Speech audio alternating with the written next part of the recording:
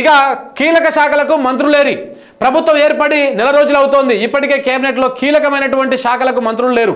హోంశాఖ, విద్యాశాఖ, పట్టణాభివృద్ధి, మున్సిపల్ శాఖ, మున్సిపల్ అడ్మినిస్ట్రేషన్, భూగర్భ గనుల శాఖ మంత్రులు ఆ శాఖలకు మంత్రులు లేరు. ప్రస్తుతం కేబినెట్లో ఉన్న వారిలో చాలా మటుకు సీనియర్లే అయినా కానీ వీరిలో హోంమంత్రి అయ్యేటువంటి అర్హత ఒక్కరికి లేదా అని సోషల్ మీడియాలో విమర్శలు వెల్లువెత్తుతున్నాయి. సో కాబట్టి హోంశాఖ, విద్యాశాఖ, పట్టణాభివృద్ధి శాఖ, మున్సిపల్ అడ్మినిస్ట్రేషన్, భూగర్భ జల శాఖ పైసలు వచ్చేటివన్నీ రేవంత్ రెడ్డి కాడ పెట్టుకొని కూర్చున్నాడు. హోంశాఖ వేరే వానికి ఇస్తే నా బతుకు బస్ స్టాండ్ అవుతుంది కాబట్టి ఇయ్యరు.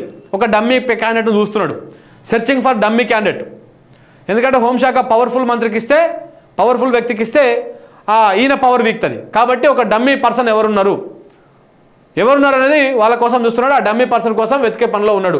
విద్యాశాఖ, సో రేవంత్ రెడ్డి కంటే చదివిన వాళ్ళు ఎవరు లేరు కాబట్టి ఈ మొత్తం క్యాబినెట్లలో రేవంత్ రెడ్డి కంటే అద్భుతంగా ఇంగ్లీష్ మాట్లాడేటోళ్ళు, రేవంత్ రెడ్డి కంటే అద్భుతంగా చదువుకున్న వాళ్ళు, జ్ఞానం ఉన్న వాళ్ళు ఎవరు లేరు కాబట్టి ఆ శాఖను ఆయన దగ్గరే పెట్టుకున్నాడు. సో పట్టణాభివృద్ధి శాఖ ఇది మస్ట్గా ఉండాల్సినటువంటి శాఖ. ఎందుకంటే ఏమున్నా కానీ లావాదేవీల కార్యక్రమాలు బాగుంటాయి కాబట్టి దీంట్లో ఇది ఆయన దగ్గర పెట్టుకున్నాడు. ఇక మున్సిపల్ అడ్మినిస్ట్రేషన్ కూడా ఆయన దగ్గరే పెట్టుకున్నాడు. సో అద్భుతంగా రాబడి వచ్చేటువంటి శాఖ. భూగర్భ గనులు మొత్తం కాసులు కురిపించేటువంటి శాఖ, ఆ శాఖను కూడా మన ముఖ్యమంత్రి గారి దగ్గర పెట్టుకున్నాడు. దానికి ఇప్పటిదాకా కీలక శాఖలు లేరు, మంత్రులు లేరు ఆ కీలక శాఖలకు. ఇక మన లాంటి వాడు ఎవడని అడిగితే ఆగరాదా, ఓ 4 రోజులు ఆగరాదా, ఓ 100 రోజులు ఆగరాదా, ఆగుతాం. ఇంక ఆగకేం చేస్తాం? ఆయన ఉన్నదే ఇట్లాంటివి చేస్తేందుకు, మేము ఆగాల్సిందే కదా. ఇక ఎదురుదనిన శ్వేతపత్రాలు. ఎవరైనా అధికారంలోకి వచ్చాక ఆదాయం సమకూర్చుకోవడం, పెట్టుబడులను ఆకర్షించడం మీద శ్రద్ధ పెడతారు. కానీ రేవంత్ రెడ్డి నేతృత్వంలోని కాంగ్రెస్ ప్రభుత్వం గత పాలకుల మీద పడ్డారు. సో డిసెంబరు 21 నుంచి 24 వరకు అసెంబ్లీలో శ్వేతపత్రాలు ప్రవేశపెట్టారు. దుమ్మెత్తిపోయాలనే ఆతృతతోటి రూపొందించినటువంటి శ్వేతపత్రాల లెక్కల్లో అన్ని బొక్కలే బయటపడ్డాయి. ఉమ్మడి రాష్ట్రంలో కాంగ్రెస్ పాలనను ఆకాశానికి ఎత్తడాన్ని ఉద్యమకారులు, తెలంగాణ వాదులు జీర్ణించుకోలేకపోయారు. ఇతర విపక్షాలతో పాటు మిత్రపక్షంలో కూడా మొదటి అసెంబ్లీ సెషన్లోనే చివాట్లు పెట్టించుకుంది.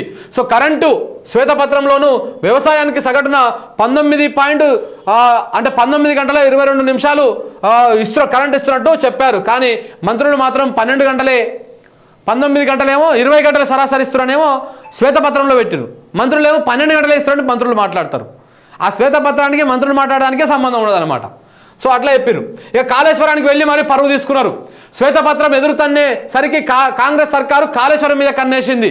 అది వృధా అని జనాలను నమ్మించేటువంటి ప్రయత్నం చేసి అక్కడ బొక్కబోర్లా పడింది.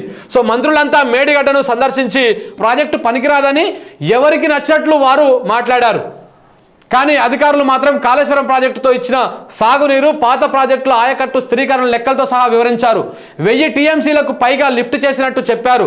తుమ్మిడిగట్టు దగ్గర ప్రాజెక్టు కంటే కాళేశ్వరం డిజైన్ ద్వారానే ఎక్కువ నీళ్లు వాడుకోవచ్చని అధికారులు చెప్పేసరికి మంత్రులు తెల్లముఖం వేశారు.